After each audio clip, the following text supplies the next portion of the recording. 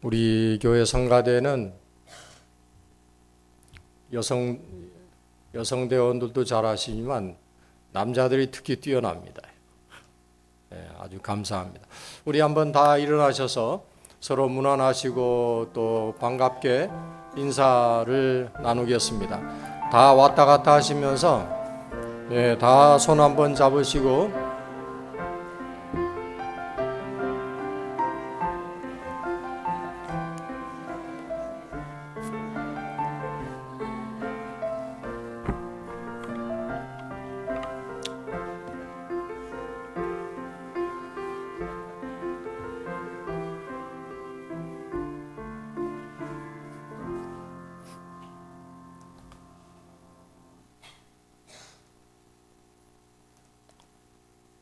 우리 옛말에 시작이 반이라고 하는 말이 있습니다. 무슨 일에든지 시작이 대단히 중요하다. 시작했다면 이미 절반을 이룬 것이나 다름이 없다고 하는 그런 내용인데, 그 에디슨은 인류 역사상 최초로 이 전구를 실험해서 성공한 사람입니다. 그런데 처음에는 이 전구가 얼마나 밝았느냐 하면 촛불을 켜놓아야 전구불을 볼 수가 있을 정도로 그랬다고 합니다. 그런데 그것이 오늘날 우리가 사용하고 있는 전구의 첫 걸음이었습니다. 라이트 형제가 비행기를 처음 만들어 날렸을 때 그 비행기는 공중에 불과 12초 정도 머물다가 곤두박질 쳤다고 합니다. 그 첫걸음은 대단히 불완전했지만 그 첫걸음이 지금 우리가 타고 다니는 전보 비행기, 공중의 궁궐이라고 하는 그런 비행기를 만들어 주었던 것입니다. 그러니까 여러분, 무엇을 시작한다라고 하는 첫걸음이 얼마나 중요합니까? 인류 역사상 최초의 자동차는 만들어 놓고 길에 올렸는데 1시간에 2마일을 달렸다고 합니다. 그러니까 달렸다기보다도 걸어간 것이죠. 그래서 1시간에 2마일, 이 마차하고 가면 자동차보다도 마차가 더 먼저 갔다는 얘기입니다. 그래서 그 당시에 마차를 타고 가던 마부들이 차라리 내 마차나 타고 가라, 그렇게 비아냥되었다고 합니다. 그런데 그것이 오늘 우리들이 타고 다니는 자동차의 첫걸음입니다. 제가 이 말씀 드리려고 예배 전에 파킹랏에 잠깐 나가보았더니 우리 한국 분들이 좋아하는 자동차에 선호하는 종류가 있더군요. 거의가 다 거의 다 독일차 아니면 일본 차더군요. 그래서 제가 새롭게 발견했습니다. 그만큼 성능이 좋다는 것이겠죠. 이렇게 뭔가 출발하는 새 출발이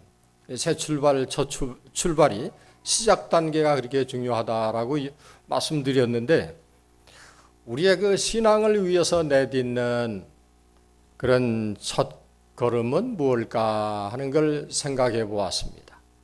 신앙인의 믿음의 첫 단계, 그 첫 스텝이 뭘까 할 때 그것은 단연 예배입니다.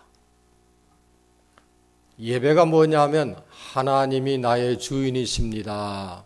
그리고 나는 주인님의 종입니다. 라고 고백하는 것이 예배입니다. 그래서 믿음의 시작점을 성경은 이렇게 말씀하고 있습니다. 태초에 하나님이 천지를 창조하시니라. 언제, 누가, 무엇을 어떻게 했느냐. 성경 딱 펼치면 성경의 첫 장 1절에 글이 되어 있습니다. 언제 누가 무엇을 어떻게 했느냐, 이거를 믿는 것이 우리 신앙의 첫걸음입니다. 그래서 우리가 이 성경의 문을 열면 이 말씀을 제일 먼저 접하게 되는데, 우리는 창조주 하나님을 믿습니다 하는 고백, 그 믿음과 그 믿음에 대한 순종, 이것은 한 걸음으로 나가는 일입니다. 그 열차의 두 레일처럼 항상 나란히 가는, 믿음은 있는데 순종은 없다, 아니올시다. 순종은 있는데 믿음은 없다, 아니올시다. 순종해서 믿음이 생기게 된다 하는 것입니다.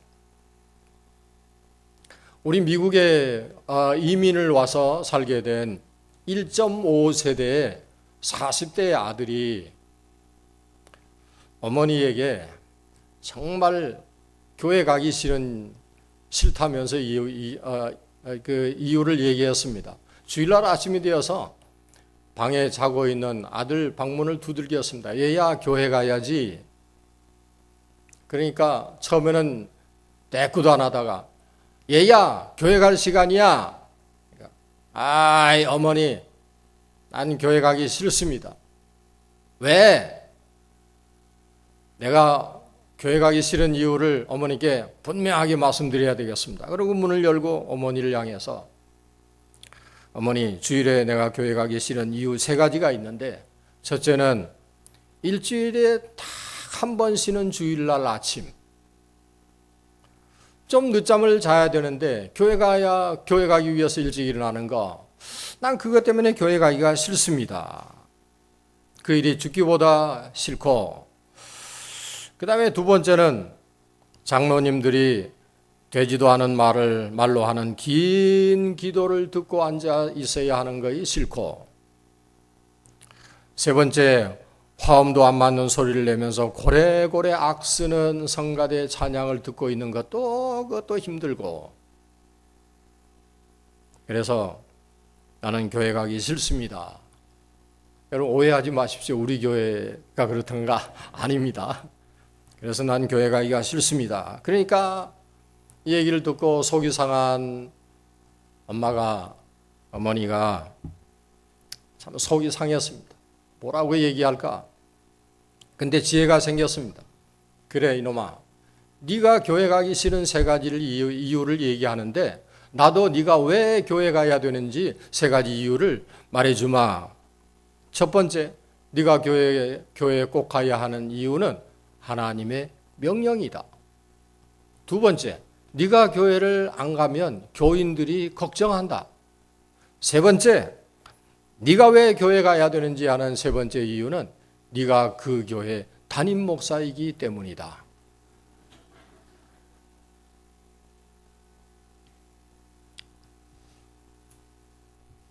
우리 그리스도인의 예배는 신앙생활에서 가장 기본적인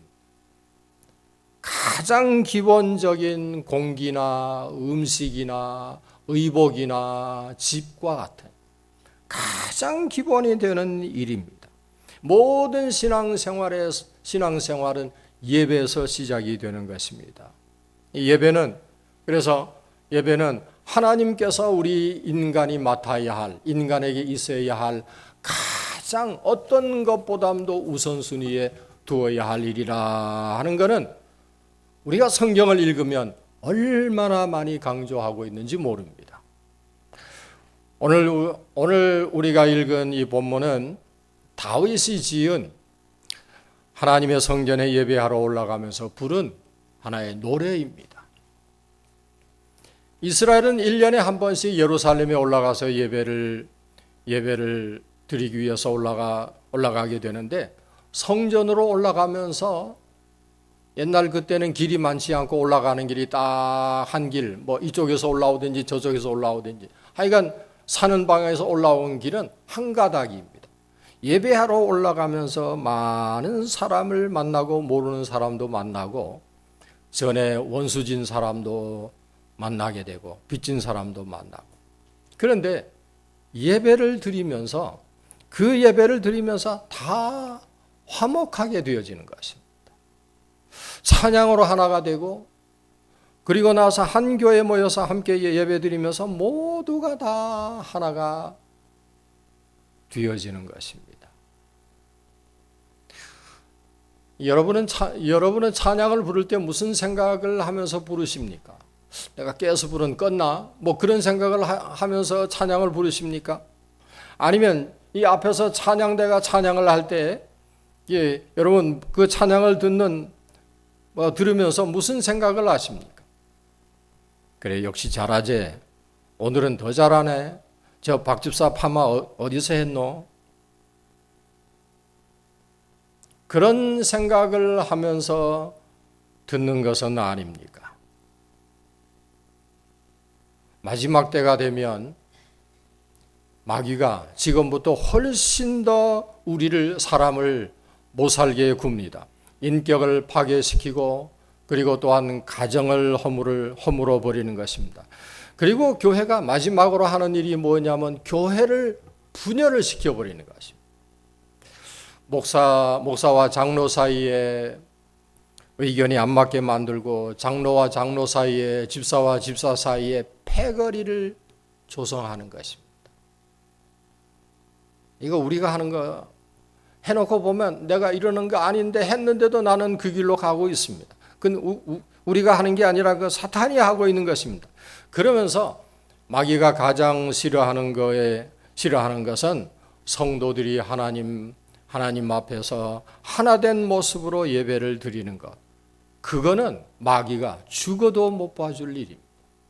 또 모였네, 예배 드리네, 죽어도 못 봐줄 일입니다. 그래서 예를 들면 찬양팀이 노래를 하는데 남들보다 먼저 와서 연습을 하고 화음을 맞추고 손질을 하고 또 남아서 연습을 하고 많이 수고해서 부르는데 그걸 보는 성도가 지만 잘하나? 야, 나도 그만큼은 해. 그런 마음이 들어가게끔 하는 것입니다. 그래서 이 사람과 사람 사이에 그리고 사회의 다툼과 불평이 들어가게 하는 것입니다. 가정의 부부 사이에 형제와 형제 사이에 의견이 갈리게 만드는 것입니다. 또 직장 동료와 동료 사이에 동업자 사이에 불평이 생기게 하는 것입니다.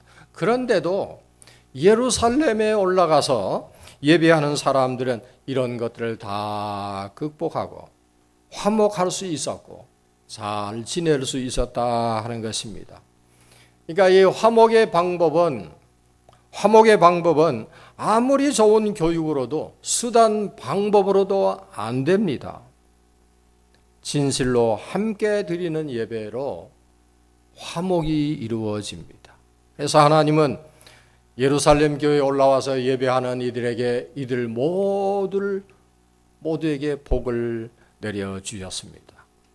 예배를 정성스럽게 드리는 사람은 성이 달라도 고향이 달라도 다 화목하게 됩니다. 예배를 진실히 드리는 사람은 안동 김씨, 전주희 씨, 박혁것의 박씨가 있는지 모르지만 하여간 또 아니면 연세대 출신, 서울대, 고려대 출신, 서울학교, 지방학교 그런 거 달라도 다 예배를 진실하게 드리는 사람들은 화목하게 지낼 수가 있게 되는 것입니다. 그런데 예배를 잘못 드리는 사람들이 그런 거 따지고 선후배 따지고 고향 사람 집안 찾지 예배를 정성껏 드리는 사람은 이런 것 따지고 그런 방향으로 나가지를 않게 되는 것입니다. 교회는 예수 그리스도께서 세워가시는 전혀 다른 문화, 다른 세계, 고향과 친척과 아비와 형제를 떠난 사람들이 하나님의 나라를 맹글어가는 그런 공동체가 교회입니다. 여러분, 화목을 원하십니까? 예배를 진실하게 드리십시오. 한 마음으로 한 마음으로 정말 예배를 진실하게 드리는 그런 아내와 남편 그리고 그런 가정과 사람은 다 화목하게 되어지는 것입니다. 현대교회, 특히 이민교회 왜 갈등과 그리고 분쟁과 다툼이 많은지 아십니까? 예배를 적당히 취미에 맞게 드리기 때문입니다. 진심으로 예배를 드리러 가는 것이 아니라 오늘도 안 가면 목사님이 구역장이 찾아오겠지. 와가지고 두세 시간씩 앉았다가 가면 뭐 그 일을 어떡하나. 차라리 내가 가고 말지. 그렇게 예배를 때우러 가는 것입니다. 때우는 예배를 드리는 한 그 공동체, 그런 교인들이 많은 교회는 결단코 하나가 될 수가 없습니다. 마귀는 꼭 그런 사람을 통해서 교회 안에 들어오고 그런 사람을 통해서 교회를 흔들어 놓는 것입니다. 이 예배를 진실히 드리는 사람들은 다 보면 부드러워요. 그리고 친절해요. 그리고 상냥합니다. 성도의 아름다움이 어디에 있습니까? 예배를 진실하게 드리는 데 있습니다. 예배를 진실하게 드리는 사람의 얼굴에는 광채가 납니다. 그런다고 오늘 돌아가셔서 열심히 얼굴에 클렌징 크림 바르고 오일 마사지해서 보이려고 하지 마십시오. 예배를 진실히 드리는 사람에게는 그 삶에 기쁨이 넘칩니다. 이게 감사할 일이 많아지는 것입니다. 예배를 실패하면, 성도들이 예배를 실패하면 다 실패하는 것입니다. 다 실패하는 것입니다. 우리가 이런 이 예배를 드릴 때 가장 중요하게 여기는 것이 뭐냐면 정성의 문제입니다. 예배를 잘 드리려면 준비가 있어야 하는 것입니다. 우리가 주일 예배를 드리기 위해서는 적어도 토요일부터는 준비를 해야 합니다. 성도들은 잠도 예배를 위해서 자야 합니다. 토요일 날에는 조금 더 일찍 자야 합니다. 그런데 어떤 분들은 토요일 밤만 되면 정신없는 사람들이 있습니다. 요즘은 컴퓨터에서 드라마를 다운을 해놓고 그렇게 봅니다마는 불과 몇 년 전에는 다 비디오로 보았거든요. 제가 들은 얘기입니다마는 토요일 밤에 비디오 가게 가가지고 그 비디오를 한가만이나 빌려다가 밥상 차려놓고 김치 찢어 올리면서 보면서 또 하나 감아놓고 끝나면 감아놓은 것도 또 보고 해서 새벽 4시, 5시까지 때린대네요. 그분에게서 들은 얘기인데 잠을 자려고 누웠는데 그때 한참 유행한 드라마가 빛과 그림자였나 거기 나오는 한 채영이가 이 강기태와 결혼을 하게 해달라고 이 사람이 잠을 자려고 하는데 막 귀에 쟁쟁이들이에요. 제발 좀 도와달라고. 그런데 더 재미있는 것은 선잠을 자고 일어난 아내가 남편에게 하는 첫 마디가 기태가 채영이와 결혼하면 어쩌지. 남편 보고 하소연을 넋두리를 그렇게 걱정을 태산같이 하더랍니다. 우리가 예배드리는 시간에 못다한 일, 이런 구질자질한 이런 생각이 우리의 예배를 막아서고 있다고 한다면 우리 교인들이 드리는 예배도 보면 천태만상이에요. 정말 우리 교회는 아니에요. 우리 교회는 예배 태도가 아주 정성이 담겨 있는 예배인 것 같습니다. 그런데 어떤 교회의 경우는 멀리서 강단만 응시하는 응시파. 응시는 하는데 생각은 어디가 있습니까? 콩밭에 가 있는 거죠. 올려놓고 온 빨래가 다 삶아졌나 하고 생각하고. 주보를 들여다보면서 밑줄을 그으면서 교정까지 보는 그런 일기파도 있고, 그리고 교회만 오면 딱 설교 시작할 때쯤면 영락없이 타이밍이에요. 졸음이 오는 거예요. 설교 끝날 때까지 졸면서 드리는 수면파, 그 다음에 수시로 이 예배 언제 끝나나 하고 시계 들여다보는 시간 절약파, 옛날에는 메모를 돌렸지만 지금은 카톡이 있어서 옆 사람과 카톡 대화하는 카톡파, 예배 후에 있을 회의를 준비하는 회의파, 성경 읽기로 그냥 이 아까운 시간에 그냥 있을 수 없지, 성경이라도 읽어야지, 성경 읽기로 시간을 때우는 그런 실속파, 이런 끝나기만 바라면서 드리는, 건성으로 드리는 예배자들이 설문조사에 의하면 한국 교회에 상당히 많다는 얘기입니다. 저는 그 구약 앞부분에 나오는 가인과 아벨이 제사를 드린 것을 생각을 해보았습니다. 왜 그들은 똑같은 장소와 똑같은 시간에 예배를 하나님께 드렸는데, 그런데 하나님께서는 왜 아벨의 제사는 받으셨지만 가인의 드린 제사의 제물은 안 받으셨나? 성도 여러분, 그것은 정성의 문제입니다. 하나님이 고기를 좋아하시고 곡물은 안 좋아하시고 그런 게 아니고 정성의 문제입니다. 같은 예배를 드려도 어떤 사람이 드리는 예배는 하나님이 기뻐하시지만 어떤 사람의 예배는 하나님이 안 받으십니다. 가인은 예배 드리는 것을 실패한 사람이에요. 하나님께 드리는 예배를 실패한 사람은 그 인생의 모두를 실패한 사람입니다. 여러분, 허투루 듣지 마시길 바랍니다. 나라도요, 아름다운 교회가 있고 아름다운 예배가 있는 국가와 땅은 복을 받습니다. 요즘은 교회마다 가면 들어가는 입구에 아니면 교육관에 세계 지도가 붙어 있습니다.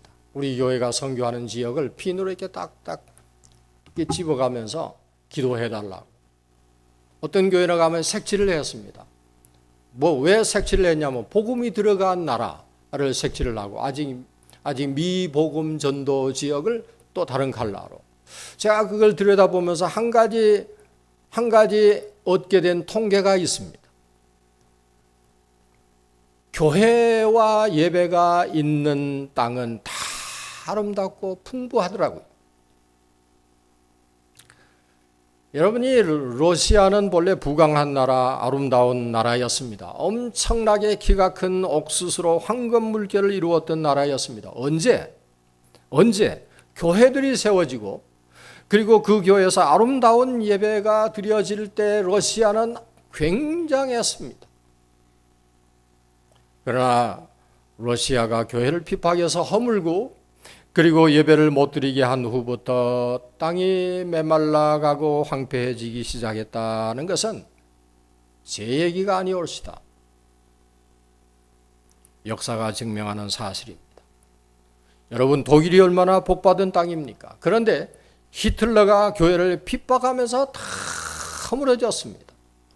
히틀러가 세계대전 다 이겨놓은 세계전쟁을 패하고 종래에는 자기 자신의 머리에 권총을 갖다 들이대고 한 방 꽝 쏘고 그것도 모자라서 안 죽을까 봐서 또 한 번 꽝 쏘고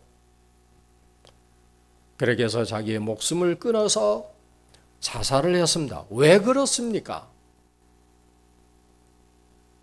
독일 예배자들의 예배를 방해하고 예배하는 자들을 핍박했기 때문입니다.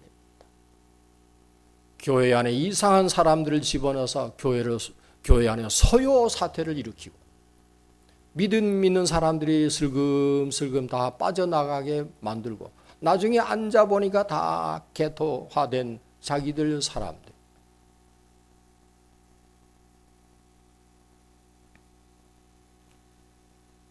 여러분, 오스트리아 복지는 세계 으뜸이었습니다. 빈의 음악은요, 세계적인 악장의 본점 아닙니까? 그런데 왜 사양길입니까? 교회들이 문을 닫아 가고 있기 때문입니다. 우리가 살고 있는 이 미국이 무엇을 부강하고 기름진 땅으로 만들었나? 미국에 세워진 교회와 미국에서 정성을 다해서 온 세계를 위하여 기도하며 선교 헌금을 보내고 구제금을 보내고 구조 물품을 보내고 했던 그 예배 때문이었습니다. 그러나 미국도 오늘날 문을 닫는 교회 수가 기하급수적으로 늘어나고 있습니다. 우리 미국의 앞날은 예측 불허의 나라입니다. 북한도요, 옥수수가 키만큼 자랐던 땅이었습니다. 그런데 김일성이가 교회를 무너뜨리고 그리스도인들을 핍박하면서 농사가 안 되기 시작했습니다. 여기저기에 가시와 엉겅퀴가 돋아나기 시작해서 쌀이 없습니다. 먹을 양식을 늘 수입을 해와요. 남한에서 좀 안 주나 하고 지금도 기다리고 있습니다. 하나님은 하나님께 예배하기 위해서 성전을 건축하고자 했던 다윗과 그리고 그 아들 솔로몬을 이스라엘의 역사상 가장 크게 축복하시고 나아가서 그때 이스라엘이 가장 흥왕했던 것을 여러분도 성경 공부를 하면서 많이 들으셨을 것입니다. 그 축복이 어디서 온 겁니까? 하나님께 드린 예배 때문이었습니다. 하나님의 축복이 무엇을 통해서 임하는지 아십니까? 우리가 드리는 예배를 통해서 임하게 되는 것을 믿으시기를 바랍니다. 오늘 우리가 읽은 시 133편 1절을 보게 되면 형제가 연합하여 동거함이 어찌 그리 아름다운지요. 머리에 있는 보배로운 기름이 수염 곧 아론의 수염에 흘러서 내 옷깃에 내림 같고 예배를 통해서 임하는 하나님의 은혜와 하나님의 축복이 예배자들에게 임하고 있는 모습을 보여주고 있는 것입니다. 형제가 연합하는 곳, 거기가 교회이고 거기에 신앙인이 있습니다. 성도 여러분, 예배를 때우려고 하지 마십시오. 진실로 신령과 진정으로 예배드리는 그런 모습을 하나님이 보고파 하십니다. 그런 사람을 하나님이 기다리고 계십니다. 그리스도인의 진정한 아름다움은 외모에 있는 게 아닙니다. 내가 어떤 컬러의 루즈를 바를까? 어떤 컬러의 헤어 컬러, 어떤 걸로 염색을 할까?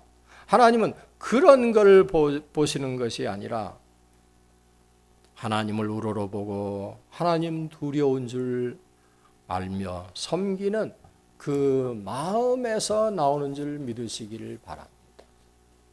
우리 옛날에 어른들이 그랬습니다. 우리 조상들에게 미인관이 있었습니다. 우리 미인관에 4가지 씨를 얘기를 하더군요. 하나는 말씨가 예뻐야 하고, 말씨가 뭡니까? 말하는 태도입니다. 똑같은 말인데도 아하고 다르다잖아요. 말씨가 예뻐야 하고, 특별히 우리 성도들은 말씨가 예뻐야 합니다. 그 다음에 또 하나 솜씨가 있어야 하고 지나갑니다. 또 하나는 맵씨가 있어야 한다네요. 그러나 이 모든 것보다 뭐 하나가 더 있어야 하는데 마음씨가 고와야 한다. 하나님께서는 예배하는 우리의 마음씨를 보십니다. 마음에 담긴 예배를 하나님이 받으십니다. 예수께서 대강령을 말씀하시면서 너희는 마음과 뜻과 목숨을 다해 내 하나님을 사랑하라 라고 하셨습니다. 우리 버밍햄 한인장로교에서 드리는 예배를 보고 한 번 왔던 세교인이 가지 않고 다시 오게 될 줄로 믿습니다. 예배를 정성스럽게 드리는 신자와 그런 교회를 하나님이 반드시, 그런 가정을, 그런 사람을 반드시 하나님께서 복 주신 줄로 믿습니다. 진실된 그리스도인이 되기를 원하십니까? 예배를 소중히 여기십시오. 수요 예배도 새벽 기도회도 소중히 여기십시오. 그래서 주께서 당부하셨습니다. 너희는 신령과 진정으로 예배하는 자가 되라 하는 이 예배에 우리 신앙인들의 신앙생활의 첫 스텝이고 첫 걸음인 줄을 믿으시기를 바랍니다. 기도합니다. 주님, 주께서 우리를 예배하는 자들로 삼아주신 것 얼마나 귀하고 얼마나 이것이 소중하고 얼마나 우리에게 없어서는 아니 될 큰 자산인 것을 알고 깨닫게 된 것을 감사드립니다. 그러나 때때로 우리가 예배 감격을 잊어버리고 그저 때우는 예배를 드릴 때가 있습니다. 하나님께서는 예배자의 진정성, 즉 우리의 마음을 다해 드리는 예배를 기뻐하신다 하여 싸우니 신령과 진정으로 예배를 드리는 정말 진실로 하나님 앞에 예배 드리는 그런 예배자가 다 되게 하여 주옵소서. 그래서 우리 예배자의 자세에서 교인들의 영성이 살아나고 교회 공동체가 생기 넘치는 교회로 거듭나게 됨을 우리가 다 믿습니다. 자기 몸을 산 제물로 드려 제사를 드린 우리 주 예수 그리스도의 그 예배의 기본 정신을 우리도 다 물려받아 이어갈 수 있도록 이끌어 주시기 예수님의 이름으로 기도하옵나이다. 아멘.